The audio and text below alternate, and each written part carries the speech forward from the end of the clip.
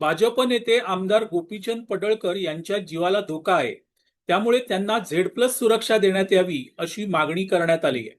खरंच गोपीचंद पडळकर यांच्या जीवाला धोका आहे का? तर तो तसा निश्चित आहे. गोपीचंद पडळकर हे सातत्याने लव जिहाद विरोधात आंदोलन करत आहेत. हिंदूंच्या धर्मांतरणाविरोधात त्यांनी भूमिका घेतलेली आहे. त्यामुळे एका बाजूला मुस्लिम जिहादी तर दुसऱ्या बाजूला धर्मांतराचे रॅकेट चालवणारे काही ख्रिश्चन त्यांच्या विरोधात आहेत. काही मुस्लिम जिहादींनी त्यांची रेकी केली असल्याचे त्यांच्या कार्यकर्त्यांकडून सांगितले जाते. महाविकास आघाडीचे सरकार असताना पडळकर यांच्या राजकीय विरोधकांनी त्यांच्यावर हल्ला केला होता.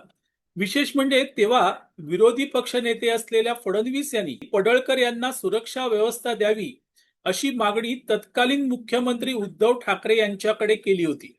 या सर्व बाजू विचारात घेता पडळकर यांना सुरक्षा मिळणे आवश्यक आहे.